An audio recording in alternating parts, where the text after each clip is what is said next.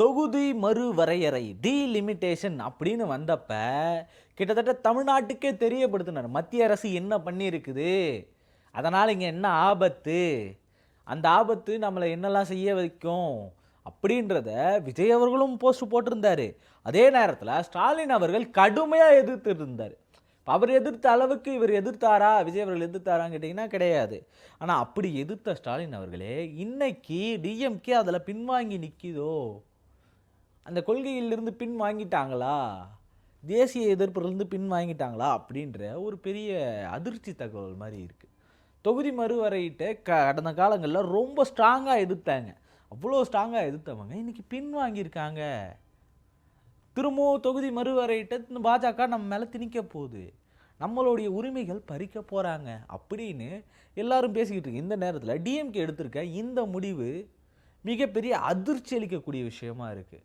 என்ன முடிவு, என்னெல்லாம் சொல்லியிருக்காங்க, அதுக்கு விஜய் அவர்கள் என்ன பண்ண போகிறாரு, என்ன பண்ணுவாருன்னு நம்ம என்ன நினைக்கிறோம் அப்படின்றது தான் முழுக்க இந்த வீடியோவில் பார்க்க போகிறோம். ஃபுல்லாக பார்த்துருங்க.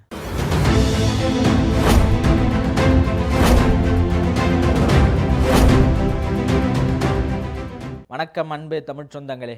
அதாவது இந்த தொகுதி மறுவரையீடு அப்படின்னு ஒன்று கொண்டு வந்ததுனால, டீலிமிட்டேஷன் கொண்டு வரதுல என்னென்ன பிரச்சனைகள் இருக்குது அப்படின்றத நம்ம ப்ரீவியஸ் வீடியோஸில் பார்த்துருப்போம். நான் அவங்க டேக் பண்ண சொல்கிறேன், அதில் பார்த்துருங்க. ஆனால் இப்போது அதில் வரக்கூடிய பிரச்சனைகள் என்னன்றது நமக்கு தெரியும். நம்மளுடைய தொகுதிகள் கிட்டத்தட்ட 40 தான் இருக்குது. அதாவது மக்களவையாக இருக்கக்கூடிய நாடாளுமன்ற மக்களவையில் நமக்கு இருக்கிறது சீட்டுகள் என்னன்னு பார்த்தீங்கன்னா, பாண்டிச்சேரி டு சேர்த்து தமிழ்நாட்டில் மட்டும் 39, பாண்டிச்சேரியோடு சேர்த்தோம் அப்படின்னா 40 தொகுதிகள் அப்படி வருது. இப்போ அதை அப்படியே இன்க்ரீஸ் பண்ணி 50லேருந்து 54 தொகுதிகள் வரைக்கும் வரும் அப்படின்ற மாதிரி சொல்லியிருக்காங்க. கிட்டத்தட்ட அது இன்னும் 60 கூட மாறுறதுக்கான 58 தொகுதிகள் வரைக்கும் மாறுறதுக்கான வாய்ப்புகள் அதிகமாக இருக்குது அப்படின்ற மாதிரி சொல்லியிருக்காங்க. ஓகே, அதிகமாக தானே ஆகுது, இதில் என்ன இங்கே கெட்டது நடக்க போகுது, நமக்கு தானே இன்னும் கூடுதல் பலம், இன்னும் அதிகமான எம்பிக்கள் இருப்பாங்க, இன்னும் நிறைய நல்லதுகளை கொண்டு போய் சேர்க்கலாமே, அங்கிட்டிருந்து கோரிக்கைகளை நிறைய வாங்கி நம்ம நிறைய திட்டங்கள் செய்யலாமே, மத்திய அரசோட திட்டங்களை செய்யலாமே அப்படின்னா இங்கே ஓகே. கேரளாவுக்கு இப்போது 17 அப்படியே இன்னும் கொஞ்சம் இதே மாதிரி ஒரு 10-12 ஏற்றுறாங்க. தெலுங்கானாவுக்கு அதே மாதிரி ஏற்றுறாங்க. ஆந்திராவுக்கு அதே மாதிரி. இப்போ இப்படி இவங்களுக்கு ஒரு சொச்சமான ஒரு எண்ணிக்கையை மட்டும் ஏற்றிட்டு இந்த பக்கம் மகாராஷ்டிராவுக்கு போனீங்கன்னு வச்சுக்கிங்களேன், அவங்களுக்கு இன்னும் டபுள் மடங்கு ஆக்குற மாதிரி கிட்டத்தட்ட. இங்கே 10% மாதிரி ஏற்றிட்டு அங்கே 25%. ஆல்ரெடி அவங்க நம்மளோட 25%, 50%க்கு மேலே அதிகமாக தான் இருக்காங்க. 40னா அங்கே 80 இருக்கவங்களுக்கு 108, 138, 80-90 சீட்டுகள் இருக்கக்கூடிய மகாராஷ்டிராவுக்கோ குஜராத்துக்கோ வந்து இன்னும் 138, 108 இப்படி அவங்களுக்கு அதிகரிச்சிடுறாங்க. 108 கூட பரவாயில்ல, 138 எங்கே வருது, 154 இப்படியான எண்ணிக்கைகளில் வடக்கில் இருக்கிறவங்களுக்கு அதிகரிச்சிடுறாங்க. இப்போது அந்த மாநிலங்களுக்கு நீங்கள் அதிகரிச்சிட்டிங்க, அதாவது குறிப்பாக சொல்லணுன்னா பாஜக ஆளக்கூடிய மாநிலங்களுக்கு அதிக எண்ணிக்கையிலையும், அதுவே பாஜக ஆளாத மாநிலங்களாக இருந்தால் அதுக்கு குறைவான எண்ணிக்கையிலையும் மாற்றி கொடுக்கறது தான் உங்களுடைய குறிப்பு நோக்கமாக இருக்குது. இதன் பின்னணி என்ன அப்படின்னு பார்த்தீங்கன்னா, சின்ன வயசில் அங்கங்கே பார்த்தீங்கன்னா குழந்தைகளை பெற்றுக்கிறதுங்க, நாம் இருவர் நமக்கு இருவர், நாம் இருவர் நமக்கு ஒருவர் இப்படிலாம் விளம்பரப்படுத்தினாங்களே, அதனுடைய இன்னொரு விளைபாடு. மத்திய அரசு அப்போ இருந்த அரசாங்கம் என்ன சொல்லிச்சு அப்படின்னா, ஆட்களை குறைச்சிக்குங்க, குழந்தை பெற்றுக்கிறதெல்லாம் கம்மி பண்ணுங்க, ஒரு குடும்பத்துக்கு 2 போதும், மக்கள் தொகை அதிகமாகுது, இன்ஃப்ராஸ்ட்ரக்சர் அதிகமாக இல்லை, இன்னும் மருத்துவ வசதிகள் இல்லை, நம்மக்கிட்ட நிலப்பு வசதிகள் இல்லை, அது மக்கள் தொகை அதிகமாகிட்டே இருக்குது, அவங்களுக்காக உணவளிக்க முடியாது, நிறைய ஏழ்மையை அதிகரிச்சிரும் அப்படின்னு சொல்லி இப்படி கம்மியாக. அதுதான் நம்ம தாத்தாக்கு அவங்க முன்னாடி இருக்கவங்களுக்குலாம் வந்து பார்த்திங்கன்னா 12 குழந்தை, 8 குழந்தை, 14 குழந்தை, 16 பேர், ஒரு வீட்டில் 24 இப்படிலாம் அதிகமாக இருந்தது. கிட்டத்தட்ட ஒரு வீட்டில் எப்படி இருக்கும் பார்த்தீங்கன்னா, அம்மாவும் மருமகளும் ஒரே நேரத்தில் புலத்தச்சா இருப்பாங்க. சிறு வயது திருமணங்கள் நிறைய நடந்துச்சு. இது எல்லாத்தையும் தவிர்க்கும் விதமாக இருக்க வேண்டிய ஒரு அப்படியெல்லாம் இருந்ததை இப்படி மாற்றி அமைச்சு இப்போ அதை நம்ம சரியாக கடைபிடிச்சோம்ல, அதனுடைய பலனு, அதோட விளைவு நமக்கு தண்டனை கொடுக்குற மாதிரி மக்கள் தொகை அடிப்படையில் இதை பண்ணுறது, பர்சன்டேஜ் வைஸ் பண்ணுறது கிடையாது, மக்கள் தொகை அடிப்படையில் இவங்க பண்ணுறது தான் மிகப்பெரிய மோசடியான ஒரு செயல். மக்கள் தொகை அடிப்படையில் அவங்க அதை ஃபாலோ பண்ணலை, அதனால் அவங்களுக்கு அதிகமான தொகுதி, நாங்கள் ஃபாலோ பண்ணோம் அதுக்கு எங்களுக்கு கம்மியான தொகுதி.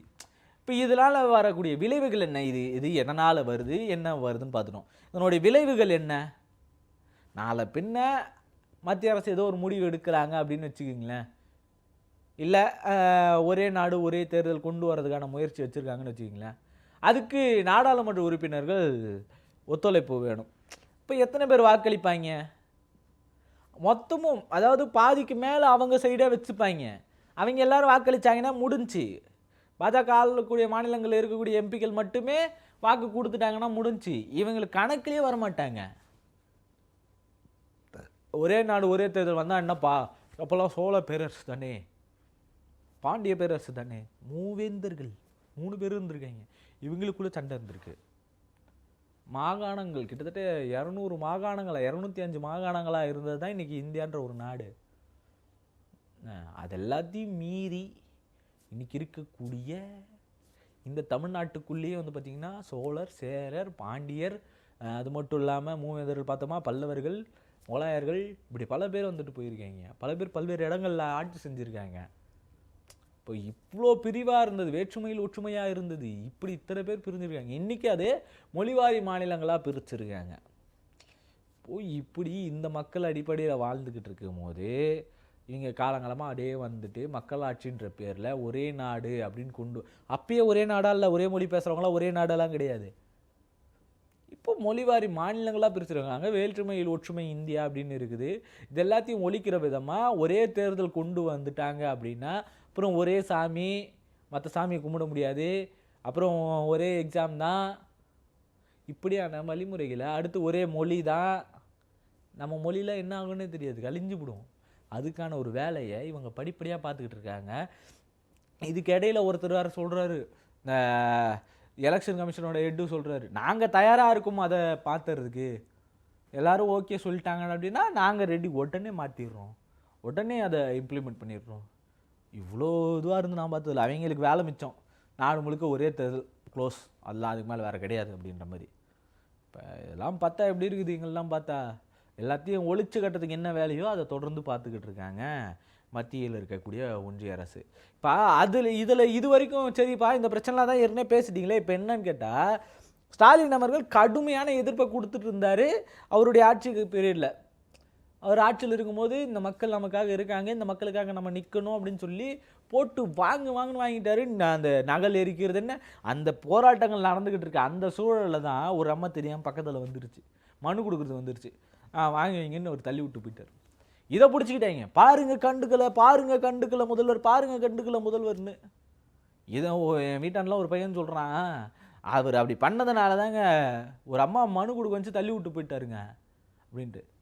அவர் வேணும்லே அதை பண்ணலையா? அங்கே இருக்கிற போராட்டம் இந்த அளவுக்கு வீரியமான போராட்டம், நாடே ஆபத்தில் இருக்கிற ஒரு பிரச்சனை இது, அதுக்காக போராடிக்கிட்டு இருக்க ஒரு மனுஷனுக்கு 1008 டென்ஷன் இருக்க தான் செய்யும். என்ன அவங்கள அப்படியே தள்ளி விட்டு போகலல்ல, அவங்க மனு வேற ஒருத்தர் வாங்கிக்கிட்டு தானே சொல்லிட்டு போகிறாரு. சரி, அது எல்லாத்தையும் மீறி அது தவறான்னு கேட்டிங்கன்னா, அவர் ஒரு முதல்வராக என்ன 1000 டென்ஷன் இருந்தாலும் காமாக அதை ஹேண்டில் பண்ண வேண்டிய கடமை இருக்குது. அதில் ஒரு சின்ன தடுமாற்றம் அப்படின்னு சொல்லிடலாம். ஆனால் அதுக்கு பின்னாடி இந்த மாதிரியான ஒரு காரணங்கள் இருக்குது, அது நமக்கு புரியாது. நமக்கு எப்படி இதெல்லாம் பெரிய பிரச்சனையோ அந்த மாதிரி அந்த அம்மாவுக்கு ஒரு தனிப்பட்ட பிரச்சனை இருக்குது, அதை கவனிச்சிருக்கணும். நம்ம அதெல்லாத்தையும் விட்டுருவோம், அதெல்லாம் ஒரு பக்கம் இருக்கட்டும். ஏன்னா இப்போ அவர் ஆட்சியிலே இல்லை.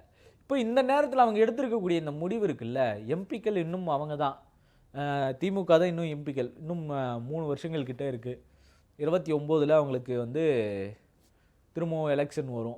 அந்த எலெக்ஷனில் என்ன பண்ண போகிறாங்க, இன்னொரு 2 வருஷம் 3 வருஷம் இப்படி தான், 2 வருஷம், அதில் அவங்க என்ன பண்ண போகிறாங்க, என்ன பதில் அளிக்க போகிறாங்க அப்படின்னு கேட்டதுக்கு, இப்போது இந்த தொகுதி மறுவரையீடு ஃபைனல் எடிஷனாக ஒன்று வருது, அதுக்கு என்ன பதில் உங்கள் கிட்டேருந்து பதில் அப்படின்னு பார்த்தீங்கன்னா, அது முழுசாக முடிக்கட்டும் அப்புறம் நாங்கள் சொல்கிறோம் அப்படின்ற மாதிரி சொல்லிட்டாங்க. முழுசாக முடிக்கட்டும் அப்புறம் சொல்கிறீங்க அப்படின்னா புரியலையே. அப்போது பின்வாங்குதா திமுக அப்படின்ற ஒரு கேள்வி வருது. ஒரு மிகப்பெரிய ஆபத்து உள்ள வர அதே நேரங்களில் இங்கே இருக்கக்கூடிய மிகப்பெரிய சக்தி, மிகப்பெரிய எதிர்ப்பு சக்தி பின்வாங்குதல் அப்படின்றது நாட்டுக்கே பெரிய ஆபத்தான ஒன்று. எதிர்க்க ஆளே இல்லைன்னா அவங்களுக்கு ரொம்ப சிம்பிளாக போயிடும்.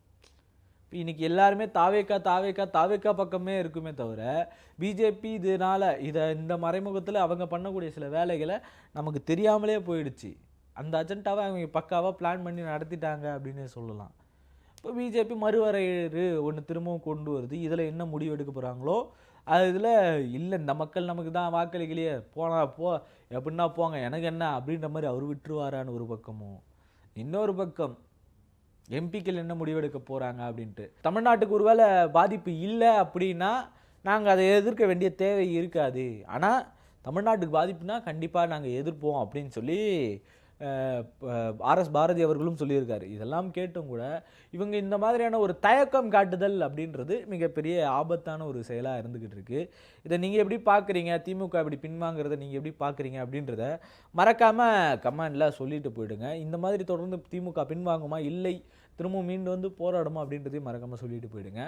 தொடர்ந்து நம்ம சேனலை சப்ஸ்கிரைப் பண்ணி வச்சுங்க. இந்த மாதிரி நிறைய டீட்டெயில்ஸாக பார்க்கலாம். நன்றி, வணக்கம்.